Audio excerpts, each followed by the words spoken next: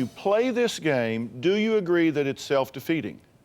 Yes, I do. All right. What are you afraid you're going to lose that makes you tell people what they want to hear, makes you do things you don't want to do? I'm a contracts negotiator. I spend my day arguing, getting my point across, making sure they understand me, giving them ultimatums. I'm more laid back, let a lot of things roll off my shoulder. Brian's a super nice guy. Too nice sometimes. She's a firecracker. Amy shoots first and, asks questions later. If I don't like something, I say it right away. I want to discuss it right away. I want to resolve it right away. Where we were at a supermarket and, a lady cut in front of us, Amy just flat out said, "Excuse me, the line's behind us." I was horrified. I interrogate Brian when he is watching sports. Usually will fire off questions until I can get some sort of reaction from him. A lot of times I will just say, "Yes, okay, hon, yeah, sure, okay, yeah," just to end the conversation. Yeah. I pretty much get the yes, yes, yes, yes, yes. But 2 hours later, I don't think he remembers what we were talking about. So what are you talking about? A lot of times, a lot will go in one ear and out the other. You said we were going somewhere. No. I said we're not going anywhere. No, I know, they're coming here. I feel sometimes if I don't bring issues up and get them out on the table, then I'm not sure they would ever really get brought up. My father's always said, pick your battles. There are things that I won't say because they're not worth it. Dr. Phil, how do Brian and I learn to appreciate each other's communication styles? All right, we're talking about self-defeating games. Now, you've seen the list, and play the nice guy. If you look that up in Dr. Phil's dictionary of self-defeating games, there would be Brian's picture, right?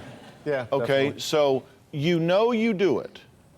You do it when you tell her yes, yes, yes. You do it when you tell other people things. What I want to know are the questions that I asked before.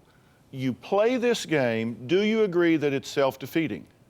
Yes, I do. All right. What are you afraid you're going to lose that makes you tell people what they want to hear, makes you do things you don't want to do? What are you afraid you're going to lose?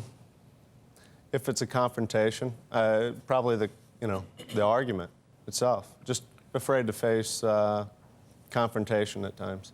All right. Because I'm afraid of, the issues at hand, whatever they may be. all right, and you're afraid you're going to lose. Yeah. Okay. And that's what I'm saying. And if you lose, what's that going to do to you? How are you going to feel about Brian? Probably down. I would say it bruise the ego a little. Yeah, it bruises the ego, and you say, well, I lost. I'm a loser. And so you don't want to face that because it's like, I don't want to get involved here because I may lose, and that's going to hurt the way I feel about myself. Yeah. All right? But if you didn't do that, if you stayed involved and didn't play the nice guy and said, no, I'm not going to dinner, and you ain't coming over here either.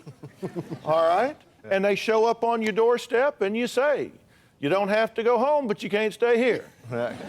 You just said no when you meant no. What could you gain from that? Probably more self-respect for myself, to be able to tell people how I feel at times. All right, and so you cheat yourself out of that every time you play the nice guy. You see what I'm saying? Yeah. You're fixed here, and you say, all right, I'm making the choices I'm making out of fear. Right. All right, so I don't want to go any further. And if I went further, if I didn't game and stood up for myself, I could gain self-respect. You have no chance of doing that when you're going around sucking up to people and telling them what they want to hear so they might like you.